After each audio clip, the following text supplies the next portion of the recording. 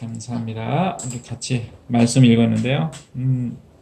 예수님의 말씀을 듣고자 모인 사람들, 우리 지난 예배 때 봤던 말씀을 되새겨 보면 말씀을 듣고자 모였던 사람들에게는 너희는 위선자다라는 말씀을 하셨죠. 오히려 믿음을 행한 사람은 이방인이었어요. 이후에 예수님이 이 나인이라는, 오늘 말씀에 나오는 나인이라는 성읍에 들어가셨는데 마침 상여를 만나게 되었습니다. 죽은 자는 과부의 외아들이었고 그 어머니는 말할 수 없는 고통과 슬픔에 그 슬픔 때문에 힘든, 말로 표현할 수 없는 고통이겠죠. 어려움일 것 같은데 그런 상태였습니다. 이 여인에게 예수님이 울지 말아라 라고 13절에서 말씀해 주셨습니다. 근데 이 말씀, 울지 말아라, 위로의 말씀인데요. 누구나 할 수 있는 위로의 말씀이지만 예수님의 말씀은 보통의 위로와는 다른 말씀이죠. 예수님은 이어서 14절에 일어나라 라는 말씀을 하셨습니다. 죽은 자가 살아났다면 믿을 수 있을까요? 네. 일어나라 그러니까 사람이 일어나 버렸어요.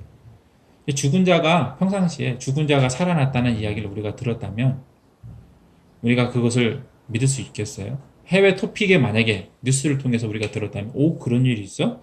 이야 되게 특별한데? 특이한데? 이런 식으로 받아들였을 수 있는데요.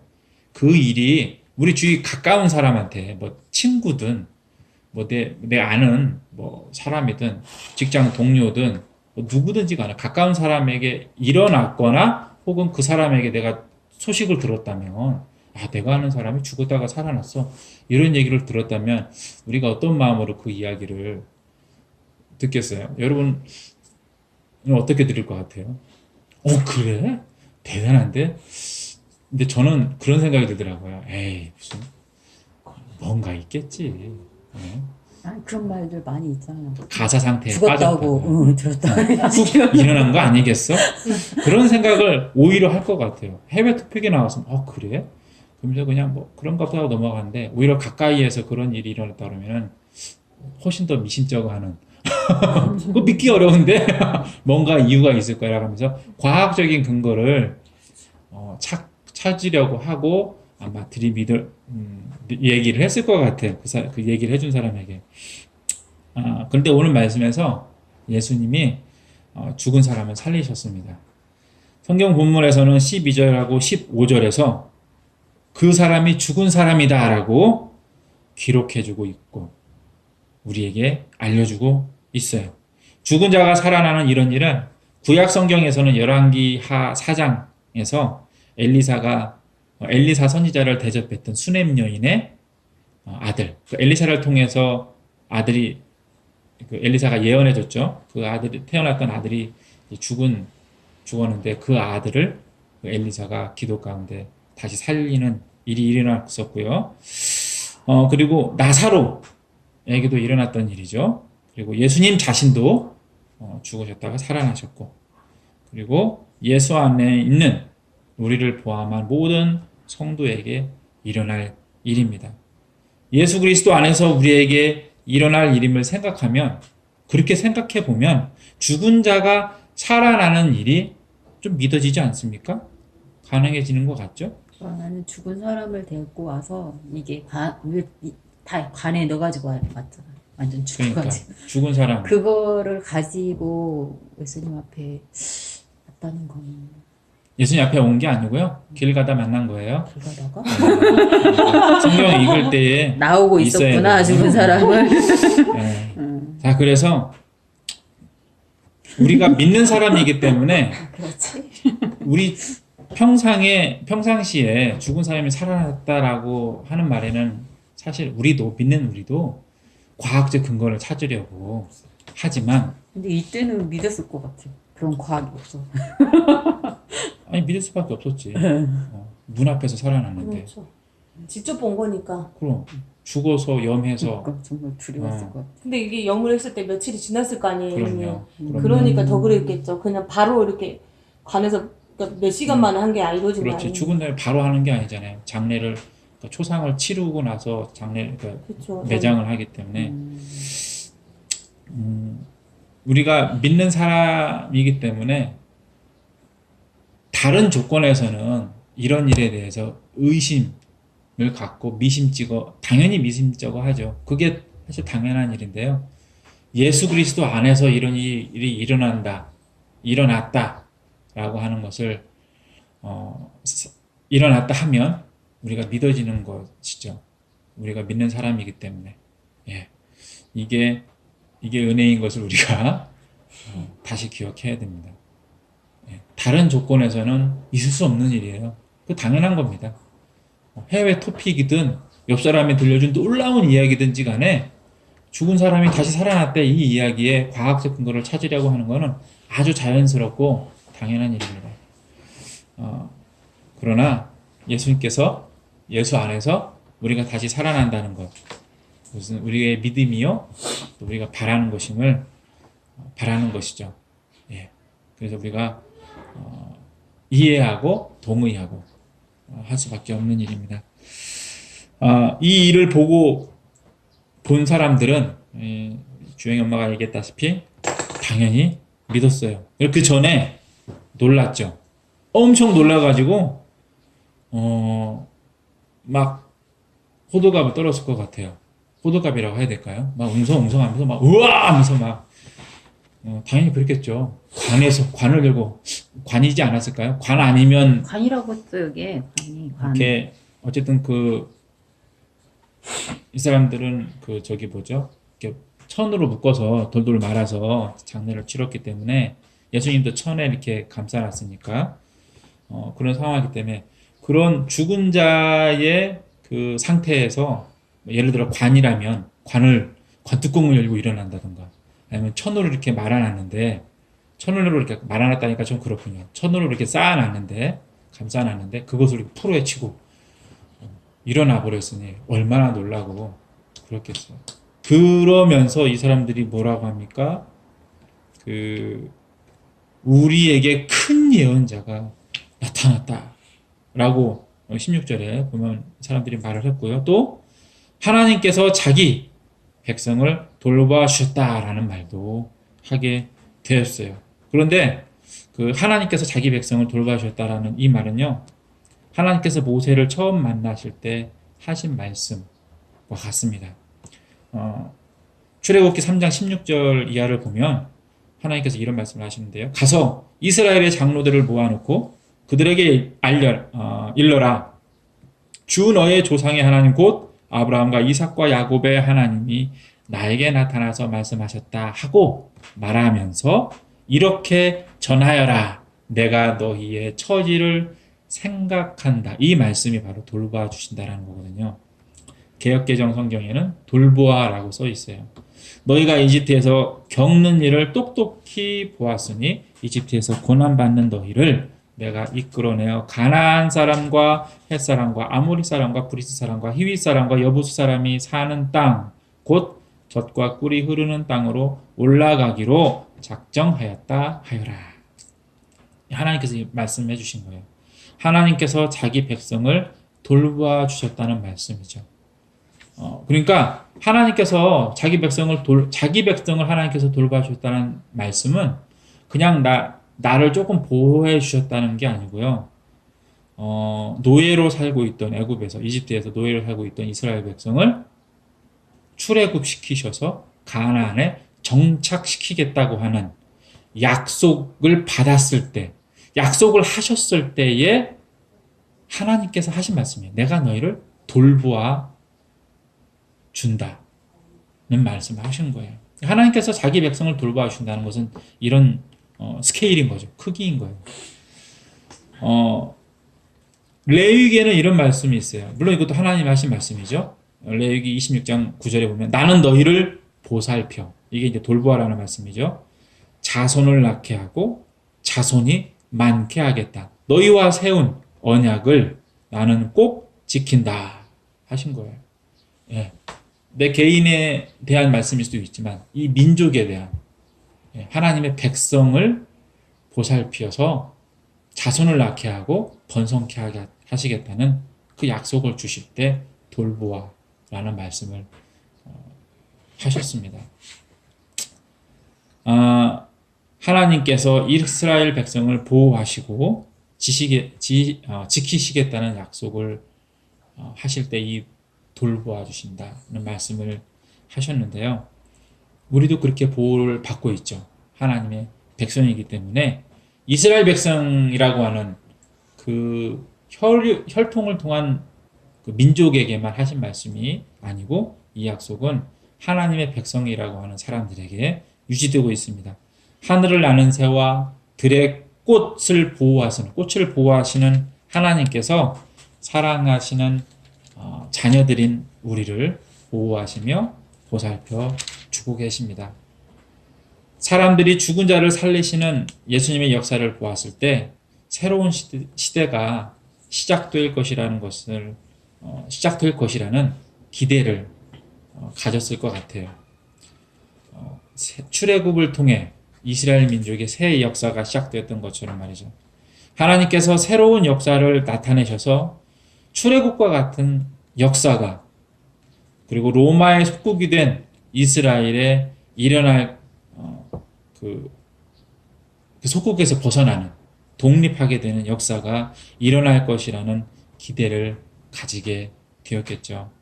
하나님께서 자기 백성을 돌보아 주셨다는 말은 하나님께서 시작하실 큰 역사에 대한 기대와 함께 사람들 사이에 빠르게 퍼져나갔을 것입니다. 사람들이 이 소문을 듣고 큰 기대를 가지고 마음에 힘이 났을 것 같아요. 와, 정말 그런 일이 있었어? 그러면 이거는 그냥 일어난 게 아니고 이건 정말 대단한 일이다. 하나님께서 우리 민족을 다시 붙잡아서 지금 처한 이스라엘 우리 유대 민족을 하나님께서 세워서 뭔가 특별한 일을 하실 것 같다라고 하는 그 기대를 이스라엘 사람들이 막 가졌을 것 같아요. 그래서 마음이 막 힘이 나고 이스라엘 유대 민족의 독립에 대한 마음도 가졌을 것 같고 나라가 복원되는 꿈을 크게 가졌을 것 같아요. 우리나라 사람들이 그 일제시대 때 대한독립 마세에 대한 기대를 가지고 그 소리에 마음의 힘을 얻고 그래서 막 태극기를 손에 들고 이렇게 일본 경찰들 총을 들고 있는 일본 경찰들 사이를 그 사람들을 물리치면서까지 독립만세를 외쳤던 것과 같은 그런 모습이 아니었을까 생각이 듭니다. 그런데 우리가 기억해야 될 것은 예수님께서 이러한 이스라엘의 독립과는 상관없이 하나님의 역사를 이루셨다는 것을 우리가 알고 있죠. 그리고 앞부분에 우리 전주에 봤던 말씀에서처럼 이 이스라엘 사람, 이 유대인들이 하나님 앞에 어떤 사람이었어요? 위선자였다는 거예요.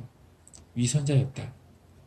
말로는 하나님을 믿고 있고 구약 성경에 나와 있는 이야기들을 그들의 입으로 이야기하면서 하나님의 역사를 기대하고 있었지만 근데 문제는 뭐예요?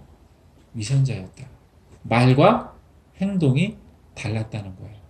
하나님의 역사를 기대하고 하나님을 이야기하면서 실제로는 그게 어디로 귀속되느냐? 하나님과 상관없는 것으로 귀속되더라. 자기 자신의 자기 이익에 사랑 없음에 하나님께서 하지 말라 하신 것으로 그렇게 쏠려가는 거죠.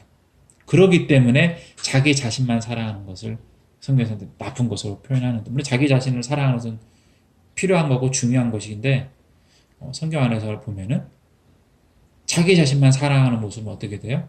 하나님의 말씀을 하나님 뜻에 반대되는 것으로 나아가기 때문에 그것은 이제 성경에서 나쁜 것으로 나오는데요. 이처럼 유대인들은 위선자였어요. 그런데 예수님은 그들 앞에서 죽어가는 사람들을 낫게 하셨죠. 오늘 그 7장 1절부터 10절 말씀에 보면 낫게 하셨고 그리고 죽은 자를 오늘 말씀 보면 살리셨어요. 사람들에게 하나님에 대한 기대를, 그들이 비록 잘못된 기대를 가지고 있지만, 위선자로서의 기대를 가지고 있지만 하나님에 대한 기대를 갖게 하신 거예요. 몸도 지치고 마음도 힘이 빠진 이스라엘 사람들이 하나님으로 인한 힘을, 기대를 얻게 하시고 갖게 하신 것입니다. 사람들로 하여금 하나님으로 인한 천국에 대한 기대감을 갖게 하셨습니다. 잠자는 하나님이 아니라 살아계시고 역사하시고 일을 이루시는 하나님, 너희에게 하나님께서 역사하신다, 역사하실 것이다, 특별한 하나의 일을 역사하실 것이다. 하나님께서는 지금도 살아계신다. 출애굽 당시 애굽에서 노예 생활하고 있던 이스라엘 사람들은 하나님께서 그들을 지켜보고 계시다는 것을 생각을 못했어요. 네. 근데 하나님께서 말씀하시잖아요. 그때 모세에게 내가 그들이 고통받고 있는 것을 보았다라고 하셨어요. 보았다는 것을 노예로 고통받고 있던 이스라엘 사람들에게 가서 말하라고 하셨어요. 노예로 고통받고 있던 그 이스라엘 민족이 내가 너희가 고통받고 있는 것을 보았다는 것을 모세를 통해 전해 들었습니다. 지금도 이 본문의 상황도 마찬가지죠.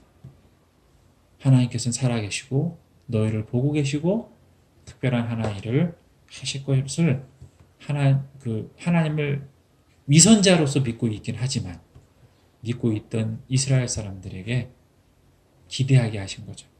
기대하도록 만들게 하신 것입니다. 살아계신 하나님, 역사하신 하나님이심을 기억하게 하고 깨닫게 하셨습니다. 우리는 하나님의 어떤 모습을 기억하고 있나요? 잠자는 하나님입니까? 아니면 나를 지금도 다스리시며 역사하시는 하나님이십니까?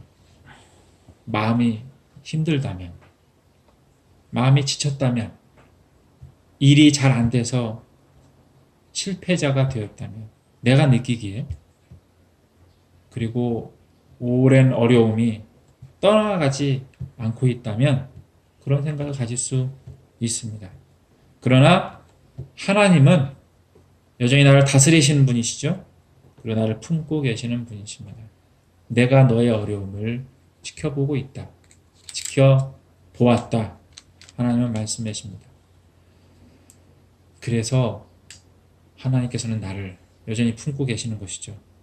물방울이 개울을 지나서 강을 거쳐 바다로 가는 것처럼 우리는 모두 하나님의 다스림 안에서 하루하루를 살아가고 있습니다. 그렇게 해서 우리가 도착하는 곳이 어디인가요? 하나님의 품이요, 하나님께 주시는 천국이죠. 어려움은 우리의 주변에 널려 있어요. 고통이 나에게 덕지덕지 붙어 있습니다. 그러나 울지 마십시오. 힘을 내시길 바랍니다. 주님께서 우리를 다시 살리실 것입니다. 오늘의 어려움을 이기시고 오늘도 주님과 동행함으로 영으로 기뻐하며 만족한 삶을 사시길 바랍니다. 깨어 있으십시오. 예수님이 울지 말아라 고 외아들을 먼저 보낸 과부에게 말씀하셨습니다. 예수님의 말씀은 단지 위로가 아니에요. 사람이 하는 어떻게 할 바가 없으나 해줄 수 있는 말이 그거밖에 없기 때문에 해주는 인간적인 위로의 말이 아닙니다. 울지 않아도 되는 상황을 만들어주시는, 역사하시는 하나님, 성자 하나님이시기에 하시는 말씀입니다. 사람은 말로 위로하지만 예수님의 위로는 해결해 주시는 위로입니다. 오늘 말씀에서도 예수님은 울지 말라고 하시고 울지 않아도 되는 상태가 되게 하셨죠. 죽은 외아들을 살리심으로 그 외아들을 잃었던 과부의 슬픔을 없는 것으로 만드셨죠. 기쁨과 만족과 웃음으로 바꿔주셨습니다. 뭘로 표현할 수 있을까요? 그 과부의, 외아들을 잃었던 과부의 그 외아들이, 죽은 아들이 다시 살아나는 그 기쁨을 뭘로 표현할 수 있을까요? 말로 표현할 수 없는 기쁨이었겠죠. 이 소문이 퍼지고 이스라엘 민족에게 전해져서 이스라엘 전역에 퍼졌어요. 아마 이방인 지역까지 퍼졌을 거예요. 하지만 어떤 사람들은 믿을 수 없는 소리였습니다. 나사렛 예수를 단지 목수요 요셉과 마리아의 아들로 생각한 사람들은 믿을 수 없는 이야기였습니다. 나사렛 예수를 그리스도로 믿는 사람이 이 사건을 기쁨으로 받아들일 수 있죠. 하나님의 역사를 기대하던 사람들 중에서는 큰 예언자를 보내셨다며 기뻐할 수 있는 일이었습니다. 지금 이 말씀을 읽는 우리는 어떤 마음으로 이 이야기를 받아들이고 있나요? 지금 이 이야기는 나에게도 실현될 이야기입니다. 우리 각자에게 이루어질 이야기입니다. 예수 그리스도 안에 있는 나도 이 경험을 하게 될 것입니다. 받아들이는 믿음의 사람들이 되시길 바랍니다. 하나님 앞에 설 것을 기억하고 성도로 살아가는 믿음의 사람들이 되길 바랍니다. 위선자들은 하나님의 역사를 보고도 듣고도 믿지 못했습니다. 지금도 마찬가지예요. 그 일은 지금도 여전히 일어나고 있습니다. 믿는 자는 믿고 믿지 못하는 자는 같은 이야기를 듣고 믿지 못합니다. 우리는 위선자가 아닌 단지 믿는 사람이 되어야겠습니다. 울지 말라는 말씀과 함께 예수께서 우리에게 주신, 그래서 우리가 믿고 있는 그분의 말씀들을 받고 향유하는 자녀로서 오늘도 살아야겠습니다. 깨어 말씀을 기억하고 그 말씀을 소망하며 그 말씀에 맞게 사는 주님의 자녀들 되어야겠습니다. 기도하시겠습니다. 주님, 울지 말라 하셨습니다. 주님,